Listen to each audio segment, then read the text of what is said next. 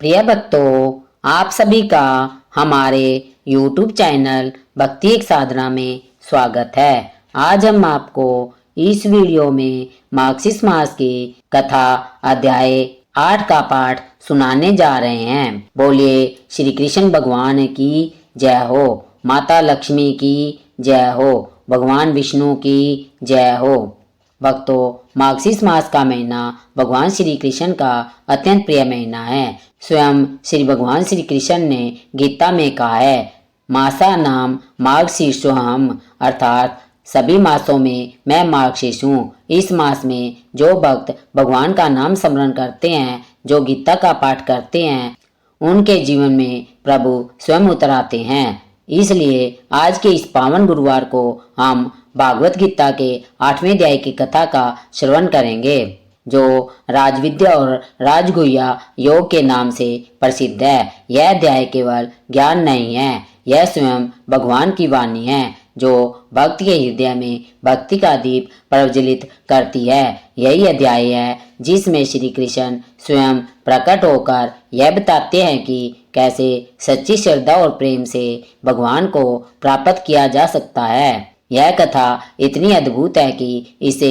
सुनने मात्र से जन्म जन्मांतर के पाप नष्ट हो जाते हैं और मन में भक्ति की धारा बहने लगती है। कथा का आरंभ कुरुक्षेत्र की रणभूमि से होता है, जब कृष्ण के मन में एक गूढ़ प्रश्न उठता है। हे माधव, आप कहते हैं कि भक्ति सबसे श्रेष्ठ है, लेकिन भक्ति इतनी महान क्यों है? क्या यह केवल पूजा अर्चना से मिलती है या कोई रहस्य है जिसे केवल ज्ञानी ही समझ सकते हैं? तब भगवान श्री कृष्ण मुस्कुराते हैं, उनका मुख सूर्य के समान दीप्त हो उठता है और वे कहते हैं, अर्जुन, अब मैं तुझे वह ज्ञान बताऊंगा जो इस संसार में सबसे पवित्र, सबसे गुप्त और सबसे महान है।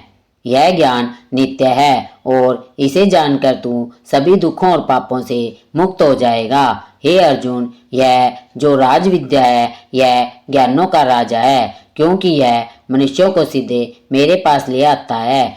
और जो यह राजगुह्य योग है, यह इतना सरल होते हुए भी सबको समझ में नहीं आता है। जो प्रेम से बजता है वही इसे समझ पाता है। श्री कृष्ण आगे कहते हैं, अर्जुन, यह समस्त जगत मुझ में व्याप्त है। मैं इस सृष्टि के कण कण में विद्यमान हूँ। मैं ही अग्नि हूँ जो पेट में जलती है। मैं ही वायु हूँ जो प्राणों को गति देती है। मैं ही जल हूँ जो प्यास बुझाता है और मैं ही प्रकाश हूँ जो अंधकार मिटाता है। लेकिन लोग मेरी माया में फंसकर मुझे नहीं पहचानते। वे केवल मेरे ब्रह्म रूप को देखते हैं और यह भूल जाते हैं कि मैं हर प्राणी के भीतर हूँ। मैं किसी का शत्रु नहीं हूँ, किसी का पक्षपाती नहीं हूँ। मैं सबके लिए समान हूँ, परंतु जो मुझे प्रेम से याद करता है, मैं उसी का हो जाता हूँ। भगवान कहते हैं, हे अर्जुन, यह संसार कर्मों से बंधा है। जो व्यक्ति केवल अपने लाभ के लिए कर्म करता है, वह बार बार जन्म मरण के चक्कर में फंसता रहता है। लेकिन जो व्यक्ति अपने कर्मों को मुझे समर्पित कर देता है, वह इस चक्कर से मुक्त हो जाता है, क्योंकि कर्म वही सफल है जो ईश्वर को अर्पित किया जाए। अर्जुन पूछता है, प्रभु, यदि कोई गरीब है जिसके पास देने को कुछ भी नहीं, तो क्या वह भी आपको प्राप्त कर सकता है? श्री कृष्ण हंसते हैं और कहते हैं, अर्जुन, मैं तो प्रेम का भूखा हूँ। पत्रम पुष्पम फलम तोयम यो में भक्त्या प्रच्छति तद अहम भक्त्यु प्रहतम अनाशामी प्रयाततम। जो भी भक्त मुझे प्रेम पूर्वक अर्पण करता है, मैं उसी को प्रेम से स्वीकार करता हूँ। मैं उस वस्तु को नहीं देखता, मैं उसकी भावना को देखता हूँ जिससे वह मुझे अर्पित की गई है।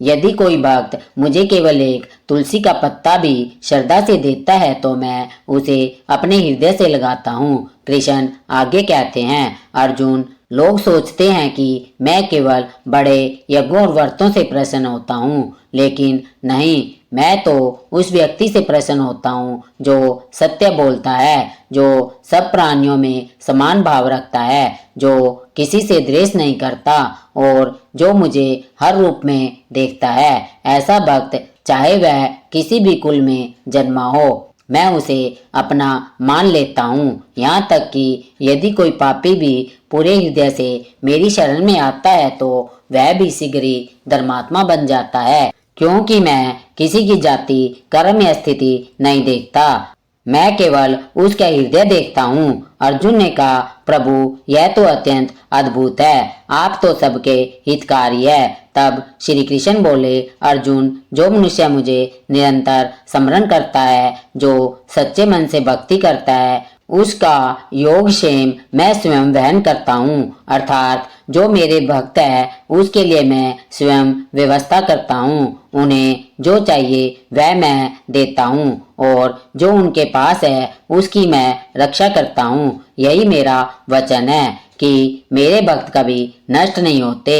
जो मुझे सच्चे मन से पुकारता है, मैं उसके जीवन में किसी न किसी रूप में उपस्थित हो जाता हूँ, कभी मित्र बनकर, कभी पिता बनकर, कभी माता बनकर, कभी गुरु बनकर। कृष्ण आगे कहते हैं, अर्जुन, यह संसार मेरे अधीन है। जैसे मणियों की माला धागे में पिरोई होती है, वैसे ही यह सृष्टि मुझ में पिरोई हुई है। मनुष्य मुझसे अलग नहीं है, केवल माया का पर्दा उसे भ्रमित कर देता है। इसलिए जो इस पर्दे को हटा देता है वह मुझे हर जगह देखता है, वही सच्चा ज्ञानी और सच्चा भक्त कहलाता है। ऐसे भक्तों में स्वयं प्राप्त हो जाता हूँ, क्योंकि वह मुझ में और मैं उसमें समा जाता हूँ। तब भगवान श्री कृष्ण कहते हैं, अर्जुन, यह ज्ञान इतना पवित्र है कि जो इसे समझ लेता है उसका जन्म केवल मोक्ष के लिए होता है, वह फिर कभी संसार के बंधन में नहीं पड़ता। इसलिए हे अर्जुन, तू यह ज्ञान दूसरों को भी बताना, ताकि वे भी जान सके कि भक्ति का मार्ग ही सच्चा मार्ग है और श्रद्धा ही सबसे बड़ी शक्ति है। भगवान बोले, हे अर्जुन, यह अध्याय मार्गशीर्ष मास में यदि कोई श्रद्धा से सुनता, पढ़ता या सुनाता है तो मैं स्वयं उसके द्वार पर आता हूँ। जो इस अध्याय का पाठ गुरुवार को करता है या सुनता है या दूसरों को सुनाता है, उसके घर में दरिद्रता कभी प्रवेश नहीं करती, उसका परिवार सुखी रहता है और उसके पाप नष्ट हो जाते हैं। अर्जुन ने कहा, प्रभु, अब मैं समझ गया कि भक्ति का अर्थ केवल पूजा करना नहीं है, बल्कि हर श्वास में आपका स्मरण करना है, हर कर्म को आपको अर्पित करना है। तब श्री कृष्ण बोले, हाँ अर्जुन, जो मेरे प्रति प्रेम रखता है वही मुझे पाता है। यही राजविद्या है, यही राज्य है और यही सच्चा धर्म है। जो भक्त सच्चे मन से मेरे नाम का स्मरण करता है, मैं उसका मार्गदर्शन स्वयं करता हूँ, उसके लिए संसार की हर कठिनाई आसान हो जाती है। कृष्ण ने अंत में कहा, अर्जुन, तू अपने मन को मुझ में लगा दे, मुझ पर श्रद्धा रख, मुझको भज और मेरी शरण में आ। ऐसा करने से तू निश्चित रूप से मुझे प्राप्त करेगा, क्योंकि यह मेरा अटल वचन है। यही 8वें अध्याय का सार है। जो इस कथा को मार्गशीर्ष मास के गुरुवार को सुनता है, सुनाता है और पढ़ता है, उसका जीवन पवित्र हो जाता है, उसके घर में लक्ष्मी का वास होता है, उसके पूर्वज स्वर्ग प्राप्त करते हैं और वह स्वयं भगवान श्री कृष्ण के सानिध्य को प्राप्त करता है। इस प्रकार भगवान श्री कृष्ण ने अर्जुन को यह परम रहस्य बताया, जो ज्ञानों का राजा है और प्रेम का सार है। यही राजविद्या, राजगुह्य योग कहलाता है। इसलिए भक्तों, इस पावन मार्गशीर्ष मास में हर गुरुवार को इस अध्याय का स्मरण करे, तुलसी दल चढ़ाए और एकाग्र होकर भगवान का नाम जपे, जिससे जीवन में ज्ञान की ज्योति और भक्ति की अमृत धारा प्रवाहित होती रहे। हरि नाम ही सच्चा सारा है, हरि नाम ही जीवन का सार है। श्री कृष्ण गोविंद हरे मुरारी, हे नाथ नारायण वासुदेवा। जय जय श्री महालक्ष्मी माता।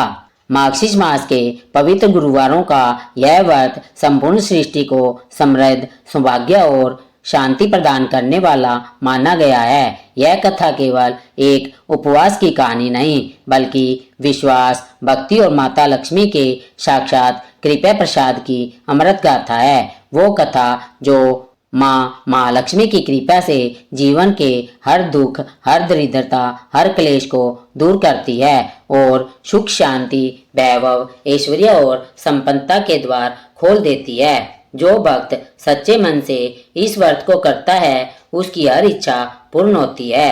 कहा गया है, ओम धन प्रदाय नमो नमः। जो भक्त श्रद्धा और प्रेम से इस व्रत को करता है या कथा का श्रवण करता है उसकी सभी मनोकामनाएं पूर्ण होती है, दुख दारिद्र दूर हो जाता है और उसके घर सदा माँ लक्ष्मी का वास होता है। तो भक्तों, आइए श्रद्धा और प्रेम भाव से सुनते हैं मार्गशीर्ष मास के गुरुवार की वह पवित्र और अद्भुत कथा जो धन, सुख, समृद्धि और ऐश्वर्य प्रदान करने वाली है। द्वापर युग में सौराष्ट्र नामक प्रदेश में भद्रशिव नाम के एक धर्मात्मा, विद्वान और न्यायप्रिय राजा राज्य करते थे। चारों वेद, 6 शास्त्र और 18 पुराणों के वे ज्ञाता थे। उनकी रानी का नाम सूरज चंद्रिका था जो अत्यंत रूपवती, पतिव्रता और गुणों की मूर्ति थी। उनके 7 पुत्र और एक कन्या थी। कन्या का नाम शांबाला था। एक दिन माँ लक्ष्मी ने बैकुंठ लोक से विचार किया कि मैं देखूं कि पृथ्वी पर कौन सा घर मेरे प्रति सच्चे प्रेम और भक्ति से पूजा करता है। जब उन्होंने देखा कि राजा भद्रशिव के यहाँ धन धान्य की कोई कमी नहीं है परंतु भक्ति का अभाव है, तो उन्होंने निर्णय लिया कि वे स्वयं पृथ्वी पर जाएगी। उन्होंने सोचा, यदि मैं किसी निर्धन के घर जाऊंगी तो वह धन पाकर भी स्वार्थी हो जाएगा, पर यदि मैं किसी धर्मात्मा के घर जाऊंगी तो वह धन का सदुपयोग करेगा। ऐसा सोचकर माँ महालक्ष्मी ने एक वृद्ध ब्राह्मणी का रूप धारण किया, सफेद वस्त्र पहने, हाथ में लाठी ली और महल की ओर चल पड़ी। जब वे राजा के द्वार पर पहुंची तो उनके चेहरे से तेज निकल रहा था। दासी ने उन्हें देखा और बोली, अम्मा आप कौन हैं? वृद्धा बोली, बेटी मेरा नाम कमला है, मेरे पति भुवनेश है, हम द्वारका में रहते हैं, मुझे तुम्हारी रानी से मिलना है। दासी अंदर गई और रानी से कहा, महारानी बाहर एक तेजस्विनी वृद्धा आई है। रानी जो ऐश्वर्य और अहंकार में डूबी हुई थी बोली, मुझे किसी अजनबी से मिलने की फुर्सत नहीं है, भेज दो उसे कहीं और। दासी ने पुनः कहा, महारानी उसके मुख से दिव्य प्रकाश निकल रहा है। रानी बोली, ठीक है बुला लो पर जल्दी भेज देना। जब महालक्ष्मी जी रानी के समीप आई तो उन्होंने कहा, बेटी तुम्हें स्मरण नहीं पर पिछले जन्म में तुम एक वेश्या की पत्नी थी। गरीबी के कारण तुम्हारा पति तुम्हें प्रतिदिन अपमानित करता था। एक दिन तुम दुखी होकर घर छोड़कर जंगल में चली गई, भूख और प्यास से व्याकुल होकर रो रही थी। तब मुझे तुम पर दया आई और मैंने तुम्हें श्री महालक्ष्मी व्रत की कथा सुनाई। तुमने श्रद्धा से व्रत किया और उसके प्रभाव से तुम्हारा घर धन धान्य से भर गया, परंतु इस जन्म में तुम वह व्रत करना भूल गई हो, इसलिए तुम्हारे जीवन में अहंकार आ गया है। याद रखो, जो माँ लक्ष्मी व्रत को भूल जाता है उसके जीवन से लक्ष्मी चली जाती है। यह सुनकर रानी क्रोध में बोली, अरे ओ बुढ़िया, तू कौन होती है मुझे उपदेश देने वाली? मेरा ऐश्वर्य मेरे कर्मों का फल है, किसी देवी की कृपा नहीं। यह सुनकर माँ लक्ष्मी जी मुस्कुराई और बोली, जहाँ अभिमान आता है वहाँ विनाश भी आता है। इतना कहकर वे चल पड़ी। यह सब शांबाला ने देखा। वह दौड़कर माँ के चरणों में गिर पड़ी और बोली, माँ क्षमा करना, मेरी माता ने अपराध किया है। माँ ने प्रेम से कहा, बेटी तू श्रद्धावान है इसलिए मैं तुझे वर देती हूँ। आज अगन मास का दूसरा गुरुवार है, तू माँ लक्ष्मी का व्रत कर, तेरे जीवन में सुख और वैभव आएगा। शामवाला ने व्रत किया, पूजा की और उसी व्रत के प्रभाव से शीघ्र उसका विवाह एक सुंदर राजकुमार से हुआ। वह ससुराल में सुखी रहने लगी। उधर रानी पर माँ का प्रकोप हुआ। राज्य में अकाल पड़ा, धन समाप्त हुआ, राजा रानी दरिद्र हो गए। रानी बोली, राजन, हमारा दामाद बड़ा राजा है, चलो उसके पास चले, वह हमारी मदद करेगा। वे दोनों गए। रास्ते में तालाब के किनारे विश्राम किया। नगरवासियों ने उन्हें देखा और श्यामवाला को समाचार दिया। श्यामवाला दौड़ी दौड़ी आई, माता पिता को सम्मान दिया, रत्नों और स्वर्ण से स्वागत किया। श्यामवाला ने अपने माता पिता को स्वर्ण से भरा हुआ एक घड़ा दिया, पर जब राजा रानी घर लौटे तो देखा कि स्वर्ण की जगह घड़े में कोयले भरे हैं। यह माँ का प्रकोप था। रानी ने पश्चाताप किया। अगन मास का अंतिम गुरुवार आया। उसने स्नान कर श्रद्धा से माँ लक्ष्मी व्रत किया, पूजा की, कथा सुनी, दान दिया। माँ प्रसन्न हुई और वरदान दिया, अब तेरे घर में फिर धन, वैभव और ऐश्वर्य की वर्षा होगी। राज्य में फिर सुख लौट आया। रानी आनंद में रहने लगी। कुछ समय बाद श्यामबाला अपने पिता के घर आई। रानी ने उसका आदर नहीं किया, पर श्यामबाला ने कुछ नहीं कहा। लौटते समय उसने थोड़ा नमक लिया। पति ने पूछा, क्या लाई हो मायके से? वह बोली, वहाँ का सार लाई हूँ। दूसरे दिन बिना नमक का भोजन बनाया। पति ने कहा, भोजन फीका है। उसने नमक डाला और स्वादिष्ट हो गया। श्यामबाला बोली, जैसे भोजन बिना नमक के अधूरा है, वैसे जीवन बिना माँ लक्ष्मी की कृपा से अधूरा है। पति मुस्कुराया और बोला, सत्य कहा, लक्ष्मी कृपा ही जीवन का सार है। जो भक्त मार्गशीर्ष मास के गुरुवार को श्रद्धा और भक्ति से श्री महालक्ष्मी व्रत करता है या यह कथा सुनता, पढ़ता या दूसरों को सुनाता है, उसके घर से दरिद्रता दूर होती है और माँ लक्ष्मी सदा उसके घर में निवास करती है। प्रेम से बोलिए, श्री महालक्ष्मी माता की जय हो। पुरातन काल में एक महान धर्मात्मा और प्रजावत्सल राजा हुआ, जिसका नाम था मोरध्वज। उसके राज्य में ना कोई भूखा था, न नंगा था, ना ही दुखी। सब समृद्ध और प्रसन्न थे, क्योंकि उस राज्य में हर घर में माँ लक्ष्मी की आराधना होती थी। मार्गशीर्ष मास का आगमन होते ही पूरा नगर सुनहरे दीपों से सज जाता। घर घर में कलश स्थापित होते और स्त्रियां गीत गाती, आओ लक्ष्मी माता, आओ हमारे घर आओ। कहा जाता है कि स्वयं माता लक्ष्मी उस दिन स्वर्गलोक से पृथ्वी पर उतरती है और जिसके घर में सच्ची भावना से दीपक जलता है वहाँ निवास करती है। एक बार उसी राज्य में एक निर्धन ब्राह्मण दंपति रहते थे।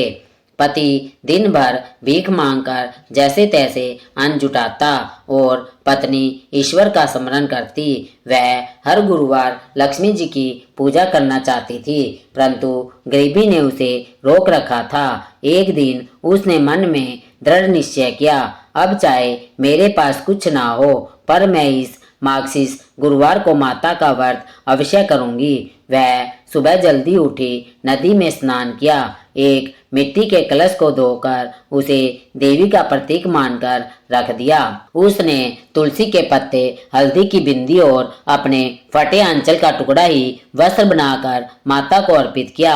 आंखों में आंसू और हृदय में प्रेम था।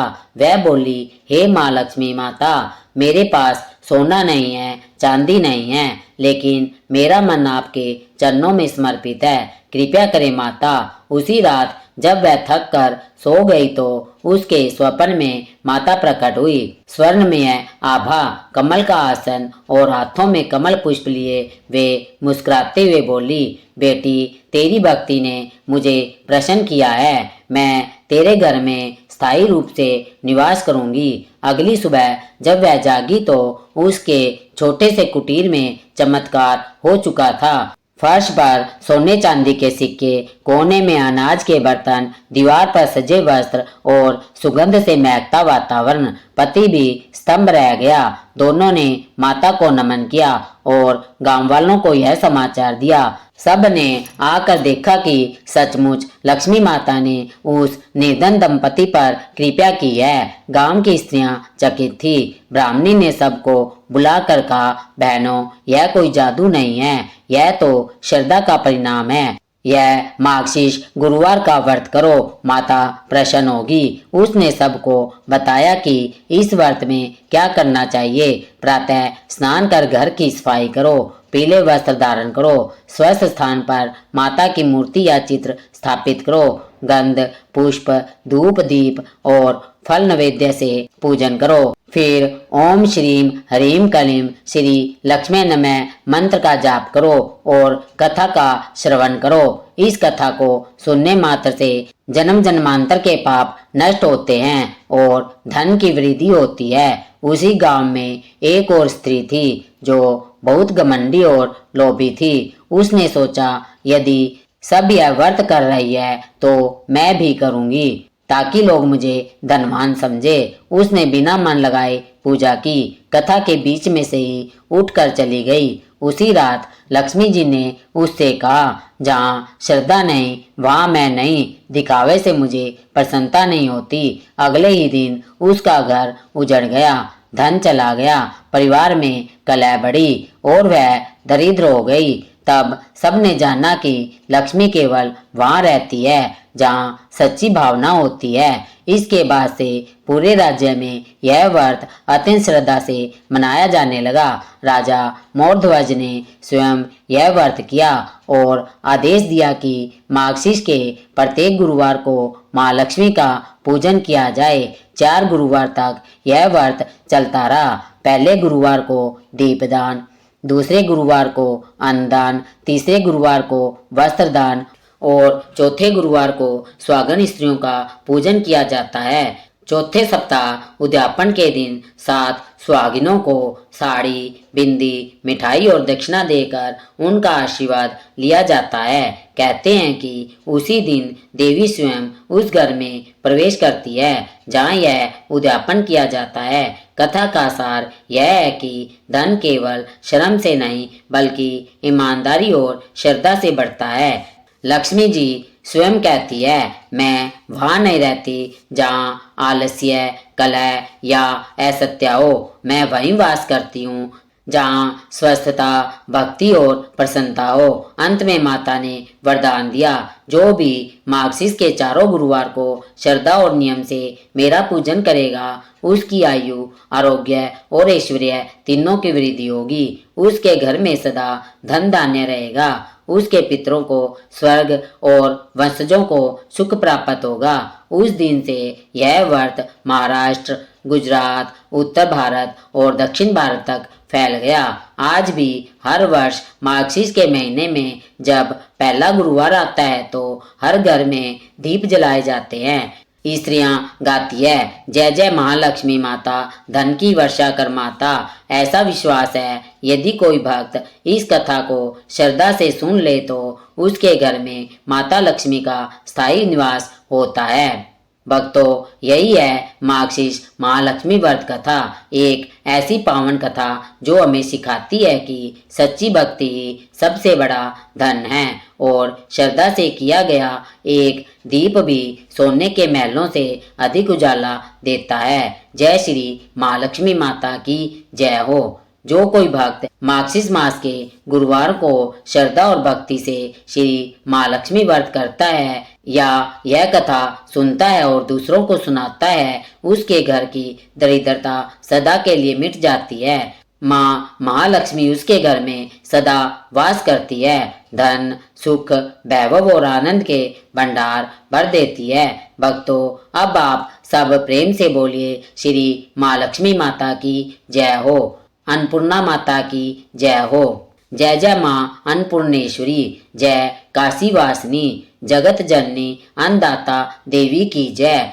भक्तों, जब अगन मास अर्थात मार्गशीर्ष मास का पवित्र समय आरंभ होता है, तब यह धरती भक्ति और समृद्धि से भर जाती है। इस मास में मां अन्नपूर्णा की आराधना का विशेष विधान बताया गया है। कहते हैं कि जो श्रद्धा भक्ति और सच्चे मन से इस दिन अन्नपूर्णा माता की कथा सुनता है या सुनाता है और पढ़ता है, उसके घर में कभी अन्न की कमी नहीं होती है। उसका परिवार सुख शांति और तृप्ति से भर जाता है। इस मास के शुक्रवार विशेष रूप से माता अन्नपूर्णा को समर्पित माने गए हैं। वे देवी जो संसार के हर प्राणी के मुख में अन्न का स्वाद और जीवन में तृप्ति का भाव भरती है। मां अन्नपूर्णा केवल अन्न देने वाली नहीं, बल्कि वह शक्ति है जो भूख मिटाकर संतोष प्रदान करती है।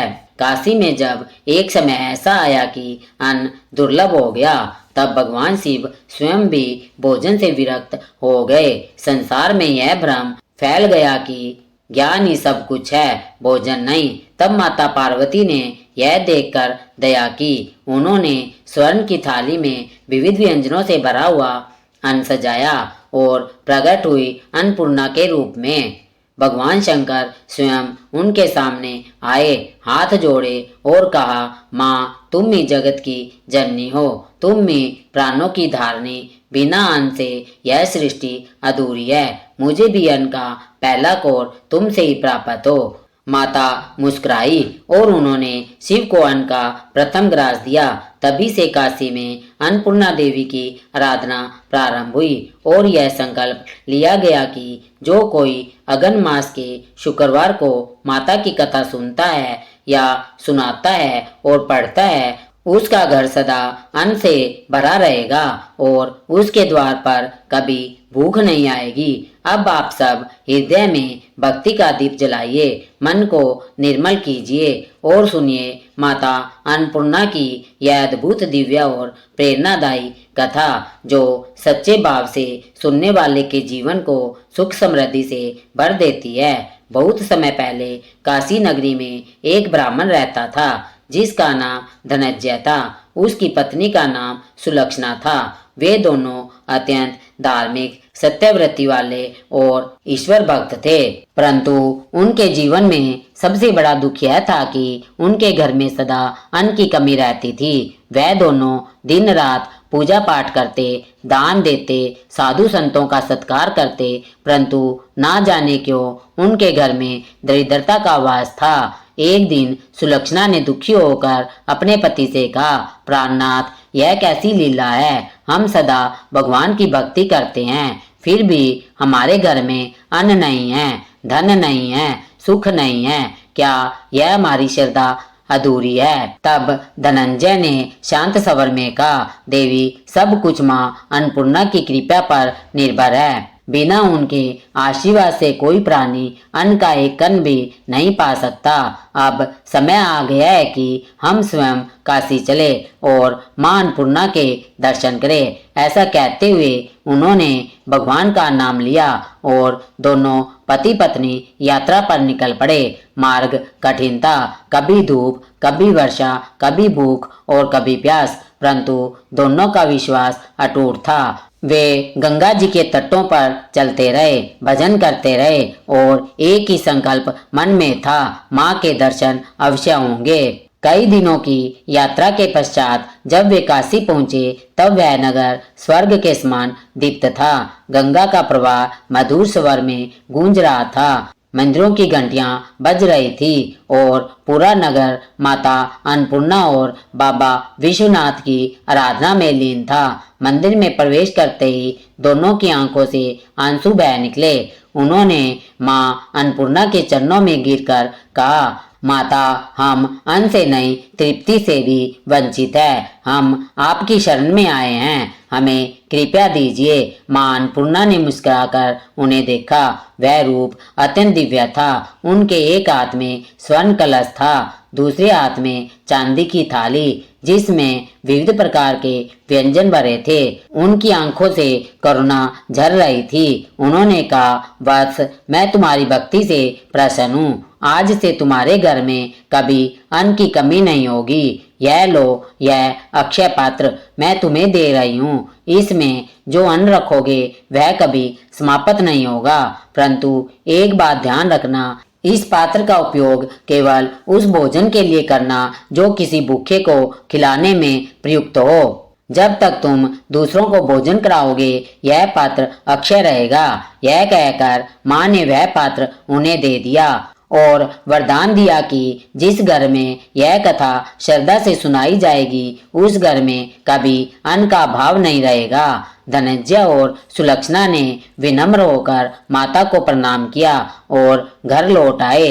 जब उन्होंने उस पात्र में अन्न रखा तो वह स्वयं भर गया। उनके आश्चर्य का ठिकाना ना रहा। उन्होंने माँ का स्मरण किया और भोजन बनाया। फिर सबसे पहले उस भोजन को किसी भूखे ब्राह्मण को दान किया। देखते ही देखते वह पात्र पुनः अन्न से भर गया। यह देखकर वे भाव विभोर हो उठे। उन्होंने कहा, माँ तुम्हारी कृपा से हमारे जीवन का अंधकार मिट गया। समय बीतता गया। अब उनके घर में अन्न, धन, गायें और वैभव सब आने लगा, लेकिन वे अहंकार रहित रहे और सदैव विनम्रता से मां अन्नपूर्णा की पूजा करते रहे। हर शुक्रवार को वे कथा का पाठ करते, दीपक जलाते और प्रसाद बांटते। धीरे धीरे उनके घर का नाम पूरे नगर में फैल गया। लोग दूर दूर से माँ की महिमा सुनने आते। एक दिन एक निर्धन स्त्री आई जिसके घर में कई दिनों से अन्न नहीं पका था। उसने कहा, ब्राह्मण देव, मेरे घर में भूख ने डेरा डाल दिया है, क्या माँ मुझ पर भी कृपा करेगी? धनंजय ने मुस्कुरा कर कहा, माता अन्नपूर्णा का आशीर्वाद पाने के लिए केवल श्रद्धा चाहिए, धन नहीं। तुम भी शुक्रवार को उपवास रखो, कथा सुनो, दीपक जलाओ और किसी भूखे को अन्न खिलाओ। उस स्त्री ने वही किया। अगले दिन उसके द्वार पर अनाज की बोरियां पड़ी थी। किसी ने नहीं जाना कि वे कहां से आई। सब ने समझा यह माँ अन्नपूर्णा की लीला है। धीरे धीरे उस नगर में हर कोई माँ अन्नपूर्णा की भक्ति में लीन हो गया। मंदिरों में दीपक जलने लगे, घरों में प्रसाद बनने लगा और हर शुक्रवार को कथा सुनाई जाने लगी। माँ की कृपा से उस नगर में किसी ने भूख का नाम तक नहीं सुना। अब एक दिन काशी में स्वयं भगवान शिव आए और धनंजय के घर पहुंचे। उन्होंने कहा, बस तुम्हारी भक्ति ने मुझे प्रसन्न किया है। जान लो मां अन्नपूर्णा केवल तुम्हारे घर में नहीं बल्कि हर उस हृदय में विराजमान है जो दूसरों को भोजन कराता है। धनंजय ने नतमस्तक होकर कहा, नाथ, हमने तो सब कुछ माँ की कृपा से पाया है। हमारी एक ही कामना है कि यह कथा संसार के हर घर तक पहुँचे। तब भगवान शिव ने कहा, जो अगन मास के शुक्रवार को यह कथा सुनेगा या दूसरों को सुनाएगा या पढ़ेगा वह जन्म जन्मांतर तक दरिद्र नहीं होगा। उसके कुल में कभी अन्न की कमी नहीं होगी। भक्तों, तभी से यह परंपरा चली आ रही है कि मार्गशीर्ष मास के शुक्रवार को माँ अन्नपूर्णा की कथा सुनी जाती है। इस दिन व्रत करने का भी विशेष फल बताया गया है। प्रातः स्नान कर शुद्ध वस्त्र धारण करे, माँ अन्नपूर्णा की प्रतिमा स्थापित करे, दीपक जलाए, पुष्प, चावल, फल अर्पित करे और मन में यह भाव रखे, माँ मेरे घर का अन्न तुम्हारा है, जो भूखा है वह तुम्हारा अतिथि है। कथा के बाद माँ को खीर, गेहूं, चावल या पंच भोजन का भोग लगाए, फिर वह प्रसाद सब में बांटे। कहा गया है कि कथा के अंत में यह श्लोक अवश्य पढ़ना चाहिए, अन्नपूर्णा सदा पूर्ण शंकर प्राण बल्लभ। कथा के अंत में यह श्लोक अवश्य पढ़ना चाहिए, अन्नपूर्णे सदा पूर्णे शंकर प्राण बल्भे ज्ञान वैराग्य सिद्धार्थ्य भिक्षाम देहि च पार्वती। अर्थात हे मां अन्नपूर्णे, हे शंकर प्राण बल्भे, हमें ऐसा अन्न दो जिससे हम न केवल शरीर बल्कि आत्मा से भी तृप्त हो। अंत में भक्तों, यह कथा हमें सिखाती है कि अन्न केवल पेट भरने का साधन नहीं बल्कि परम कृपा का प्रतीक है। जब हम किसी भूखे को अन्न देते हैं तो वह केवल मनुष्य नहीं, स्वयं मां अन्नपूर्णा को तृप्त करते हैं। इसलिए कहा गया है, जहाँ भूख मिटती है वहाँ अन्नपूर्णा का वास होता है। इस प्रकार अगन मास की शुक्रवार कथा का यह पवित्र श्रवण हर उस व्यक्ति के लिए कल्याणकारी है जो तृप्ति, शांति और समृद्धि की कामना रखता है। जय मां अन्नपूर्णेश्वरी, जय काशी वासनी देवी की जय हो। अब सुनिए भक्तों मां अन्नपूर्णा की यह दिव्य व्रत कथा जो सच्चे भाव से सुनने वालों के जीवन को सुख समृद्धि से भर देती है। प्रिय भक्तगणों, प्राचीन काल की बात है। पुरुषोत्तमपुर नामक ग्राम में एक बहुत धर्मात्मा सेठ जी रहा करते थे। उनके 5 पुत्र और एक सबसे छोटी पुत्री थी। उसका नाम गौरी था। सेठ जी का बड़ा पूरा परिवार था। सेठ जी ने अपने सभी 5 पुत्रों का विवाह कर दिया था और जब छोटी बेटी गौरी विवाह के योग्य हुई तो उन्होंने उसका विवाह एक दूसरे नगर के अपने ही समान धनी परिवार में कर दिया था। अब सेठ जी की पुत्री गौरी दुल्हन बनकर जिस घर में गई उसका पति अपने माता पिता का इकलौता पुत्र था। अब गौरी बड़ी प्रसन्नता पूर्वक अपने ससुराल में रहने लगी। गौरी बड़ी सदाचार, गुणवान तथा रूपवती थी। एक दिन की बात है जब 1.25 महीना शादी को हो गया तब सास ने गौरी को रसोई संभालने के लिए दे दी। रसोई की सारी बातें समझा दी। गौरी अपने सासू माँ का पांव छूकर रसोई में प्रवेश करती है। तब सास ने कहा, बहू रोज सुबह जल्दी उठकर पूजा पाठ करके रसोई में प्रवेश करना, फिर खाना बनाना। रोटी बनाते समय पहली रोटी गाय को और अंतिम रोटी कुत्ते की बनाना मत भूलना। इस प्रकार सास ने गौरी को सब कुछ समझा दिया। अब देखिए गौरी 4 लोगों के लिए खाना बनाती है और खाना बनाकर अपने पूरे परिवार को खिलाती है। जब अंत में खुद खाने के लिए बैठी तब वह देखती है कि उसके लिए तो रोटी बची ही नहीं। अब क्या करे? वह चावल, दाल और सब्जी खाकर पानी पी लेती है। अब जब शाम होती है तब गौरी ने सुबह से ज्यादा आटा लगाया और रोटी सब्जी बनाकर रख देती है। जब रात्रि में सब लोग खाना खा लेते हैं तो फिर से जब गौरी खाने के लिए बैठी और रोटी का डब्बा खोलती है तो उसमें एक भी रोटी नहीं बचती। यह देखकर उसे बड़ा आश्चर्य होता है कि उसने तो सुबह से भी ज्यादा आटा लगाया था लेकिन रोटियां बची ही नहीं। अब तो वो सिर्फ सब्जी खाकर पानी पीकर सो जाती है। अगले दिन फिर से उसने कल से दुगना आटा लगाया और रोटियां बनाई लेकिन फिर से उसे रोटी नहीं मिली। सभी रोटियां खत्म हो गई थी। अब उस दिन भी आधे पेट खाना खाकर ही उसे रहना पड़ा। इसी प्रकार गौरी चाहे जितना भी आटा लगाती रोटियां उसके लिए नहीं बचती। यह रोज का काम हो गया था। वह सोचने लगी, आखिर कौन नहीं चाहता है कि मैं रोटियां नहीं खाऊं, मेरा पेट ना भरे। गौरी हर बार सास से ज्यादा आटा लगाती थी। किसी ना किसी दिन तो उसे रोटियां मिलेगी किंतु ऐसा नहीं होता था। ऐसा करते करते वह बहुत कमजोर और दुबली पतली हो गई। प्रिय भक्तगणों, ऐसे ही एक दिन की बात है जब गौरी रसोई में सब्जियां काट रही थी तो गलती से चाकू से उसका हाथ कट जाता है और वह रोटियां नहीं बना पाती। तो उसकी सास ने कहा, बहू रहने दो, आज मैं रोटियां बना देती हूँ। तो गौरी ने कहा, नहीं सासू माँ, आप आटा लगा दीजिए, मैं रोटियां बना दूंगी। प्रिय भक्तों, सास ने आटा लगाया और बहू को दे देती है। बहू रोटियां बनाकर तैयार कर देती है। घर के सभी सदस्य रात के समय जब खाना खाने लगते हैं तब सब लोग जब खाना खा लेते हैं तब बारी आती है गौरी के खाने की। तो वह बहुत दुखी मन से खाना खाने बैठती है। वह सोचती है, आज तो सासू माँ ने आटा लगाया है, वह भी बहुत कम, आज तो मेरे लिए रोटियां बची ही नहीं होगी। यह सोचकर बहू मन ही मन बहुत दुखी होती है।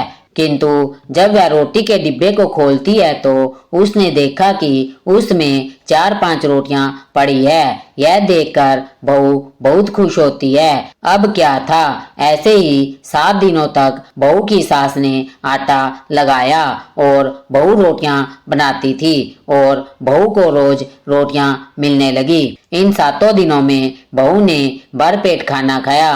जब 8वां दिन आया था तब सास ने कहा, गौरी क्या मैं आज आटा लगा दूं या फिर तुम आटा लगा लोगी? गौरी ने कहा, नहीं सासू माँ, मेरा हाथ ठीक हो गया है, मैं आटा लगा लूंगी।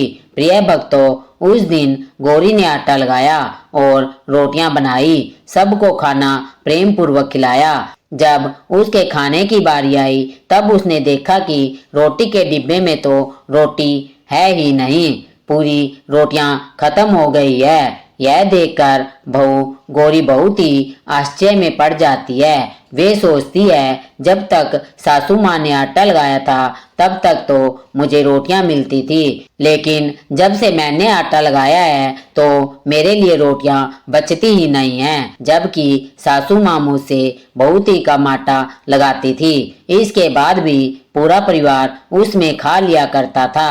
ऐसी क्या बात है? यह सारी बातें सोचकर गौरी बहुत ही परेशान हो जाती है और दिन भर दुखी रहती है।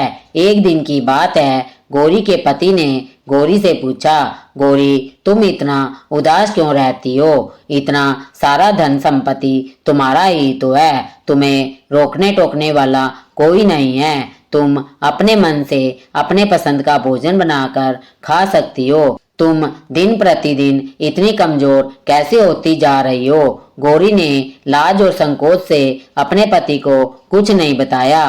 तब उसके पति ने सोचा कि शायद उसकी पत्नी को उसके माता पिता की याद आ रही है, इसलिए अगले दिन गौरी का पति अपने माता पिता से कहता है कि पिताजी, मुझे लगता है कि गौरी को अपने माता पिता की याद आ रही है, मैं उसे उसके मायके लिए जाकर सबसे मिलवा आता हूँ। अपने बेटे की बात सुनकर गौरी के सास ससुर तैयार हो जाते हैं और उसे जाने की अनुमति दे देते हैं और कहते हैं, बेटा यदि बहू को अपने माता पिता से मिलकर प्रसन्नता होती है तो अवश्य ही तुम उसे उसके मायके ले जाओ।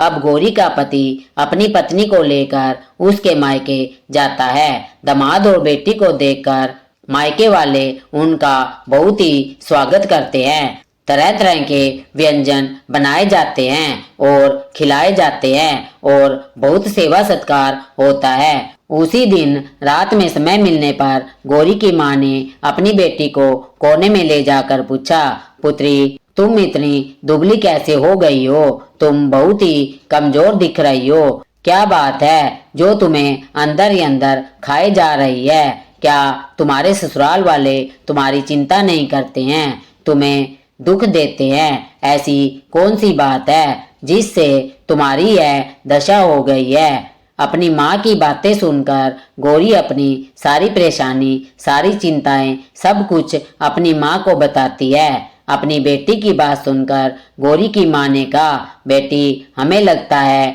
माँ अन्नपूर्णा तुमसे नाराज हो गई है। इस विषय में तो मैं कुछ नहीं कर सकती, लेकिन तुम्हारे ससुराल में हमारे बोलने का कोई अधिकार नहीं है, इसलिए मैं तो तुमसे कहूंगी कि तुम यहाँ से जाने के बाद इस विषय में अपने सास और ससुर से बात करना, वही कुछ हल बताएंगे और तुम्हारी समस्या का समाधान होगा।